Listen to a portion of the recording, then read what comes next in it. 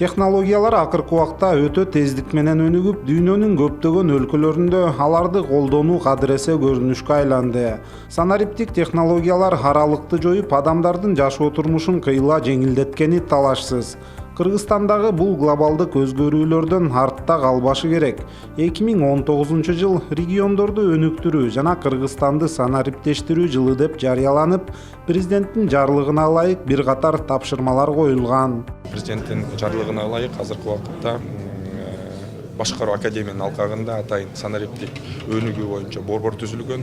Бул борбордун эң негизги максаты бул жарандардын жана муниципалдык жана мамлекеттик кызматкерлердин санариптик өндүмдөрүн жаңы ыкмалар менен колдонуу жана ошонун негизинде эффективдүү жана сапаттуу башкаруу системасын куруу жана жарандарга сапаттуу кызматтарды көрсөтүү. Өлкөнү санариптештирүү коопсуздук кеңеши тарабынан жактырылган санариптик Кыргызстан концепциясынын алкагында ишке ашырылууда. 2023 жылга чейин эсептелген бул документ өзүнө дымактуу долбоорлорду камтыйт. Анын бири түндүк ведомстволор аралык электрондук өз ара аракеттенүү тутуму. Человек заходит на порт. Жаран белгилүү технологиялар менен катталат. Андан ары мен тигил же бул маалымат алгым келет деп билдирме жөнөтөм. Бул билдирме дароо мамлекеттик органдардын маалымат базасына түшөт. Бир нече секундта эле сиздин маалымат кайра артка кайтарылат. Башкача айтканда, сиз керектүү справка, маалыматты секундтук форматта аласыз. Үйдөн чыкпай, кезекке турбай, кошумча акча төлөбөй туруп эле. Эгер зарыл болсо, ошол жерден эле кошумча компонент аркылуу төлөп коесуз. Мына бардыгы ушундай иштеш керек. Кызматтарды санариптештирүү жарандардын убактысын гана үнөмдөбөстөн коррупциялык тобокелдиктерди жокко чыгарат. Бардык иш-аракеттер санариптештирилсе, адамдык факттар жоюлуп, мамлекеттик, муниципалдык органдардын ишмердүүлүгүндө ачык айкындуулук камсыздалат. Санариптик Кыргызстанды курууда биринчи кезекте жетиштүү деңгээлдеги инфраструктураны түптөө зарыл. Өлкөнү санариптештирүү жана анын алкагында алдыда аткарылчу иштер жана чакырыктар туурасында 22 апрелде Ош шаарында өткөн Санарип Кыргызстан региондорду өнүктүрүү аттуу биринчи телекоммуникациялык форумунда сөз болду. Масштабтуу иш-чарага өлкөнүн алдыңкы IT коомчулугунун, эл аралык уюмдардын, уюлдук операторлор, ишкерлер, мамлекеттик жана муниципалдык кызмат өкүлдөрү катышты. Форум катышуучулары негизинен өлкөнүн IT коомчулугу президент Жээнбековдун Кыргызстанды санариптештирүүгө артыкчылык берип жатканын кубатташаарын билдиришти. Не нужно ждать, пока развитые страны к этому прибудут. Санариптештирүүнүн артыкчылыгы бүгүнкү күндө өнүккөн өлкөлөрдүн келишин күтүп отурбай, ага Кыргызстан өзү жетише алаарында. Санариптик экономиканын артыкчылыктары бул ачыктык, экономиканын өсүүсү, салыктардын көбөйүүсү, кошумча инвестициялар жана албетте жаңы жумушчу орундар. Санариптик экономика бул бүгүнкү реалдуулук. Бул ордо эле эмес, мында саясий эрк маанилүү. Биз президенттин санариптик Кыргызстан демилгесин кубаттайбыз.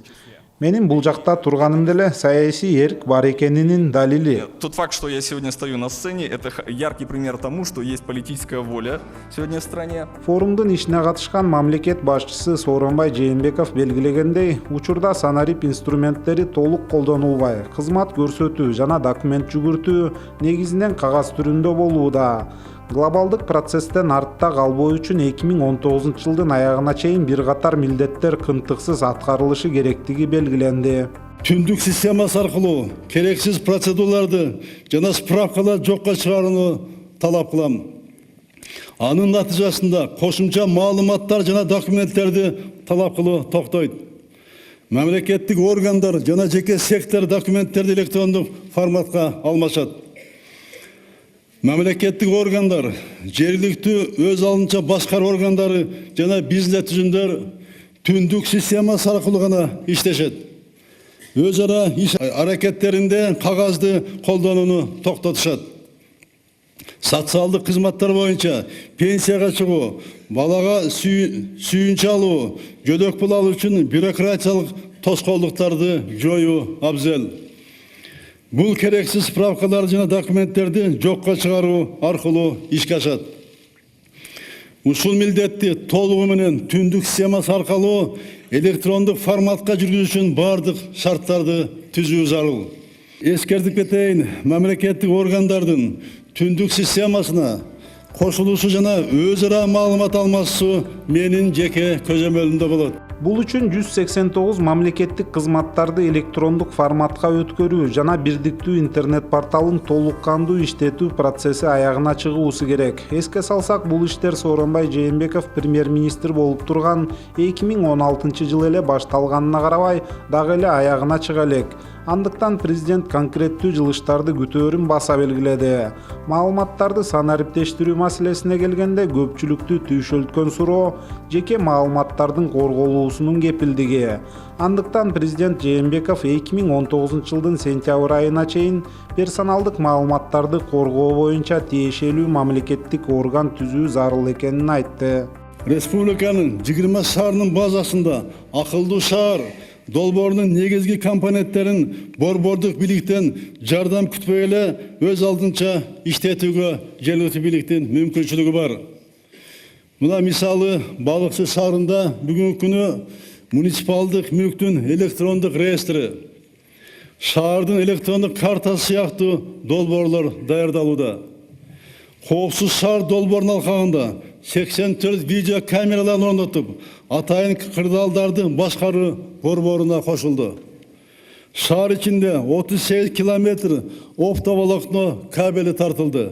Демек, жерлерде жергиликтүү бийлик өз аракети менен өзгөрүүлөрдү жасаса болот. Болгону жергиликтүү бийликтин жетекчилеринин буну жакшы өздөштүрүп аракеттери керек. Санариптик Кыргызстанды курууда аймактарды өнүктүрүү өзгөчө мааниге ээ. Региондор менен ордо кала жана ири шаарлар ортосундагы ажырымды жоюу былтыркы региондорду өнүктүрүү жылында каржы ресурстарын аймактарга буруу аркылуу камсыздалып атса, быйыл региондорду өнүктүрүү жана өлкөнү санариптештирүү жылы бул иштердин ырааттуу уландысы. Мында жергиликтүү бийлик өкүлдөрүнүн демилге аракети, талыкпас эмгеги да чечүүчү роль ойнойт. Билим берүү, саламаттык сактоо, социалдык коргоо тармактарында санариптик колдонуу аркылуу кызматтардын сапатын жакшыртуу мүмкүнчүлүктөрү арбын. Биз аларды толук колдоно албай жүрөбүз. Мындан региондордун жашоочулары өзгөчө жапа чегүүдө. Медицина тармагында заманбап маалымат технологияларды терең колдонуу менен тез жардам системасын кескин түрдө өзгөрөт. Бишкектеги тез жардам кызматы автоматташылган башкаруу системасы 2019 декабрь айында толугу менен бүтүшү керек. Мына азыр мен көрүп келдим, абдан жакшы ушуну проект ишке ашырып аткан биздин жаш жигиттерибиз айтып берди. Жакшы проект. Ушуну колго алыш керек. Бул долбоорду 2020 жылы Ош жана Каракөл шаарларына дагы баштап буну бүтүрүш керек. И башка шаарларда дагы бул системаны жайылтуу керек. Мектептин негизги процесстерин санариптештирүү акылдуу мектеп долбоору боюнча жүрөт. Анын алкагында мектепке окуучуларды алууда электрондук кезек киргизилүүдө. Мугалимдердин иш процессин, окуучулардын окуу процессин көзөмөлдөө санариптештирилет. Ал үчүн өкмөт 2019 жылдын 1-июнуна чейин калган мектептерди толугу менен интернетке кошуу ишин аяктоосу керек. Бүгүнкү күнгө республикадагы мектептердин 86% интернетке кошулган. Бүгүн бул жерде облус жетекчилери отурасыңар. Силердин ишиңердин баалоодогу негизги критерий катары ар бир региондо бирден инновация мектеп ачуу талабы да коюлат. Ал үчүн Билим берүү министрлиги атайын методиканы жана окуу стандартын иштеп чыгууну бекитип берет. Инновациялық мектептер аркылуу информатика, математика жана чет тил сабактары дистанттык түрдө региондогу мектептерге да жайылтылат. Аймактарда электрондук муниципалитет долбоорун ишке ашыруу реалдуу. Бул долбоорлордун ийгилиги акимдер, мэрлер, айыл өкмөт башчыларына байланыштуу болот.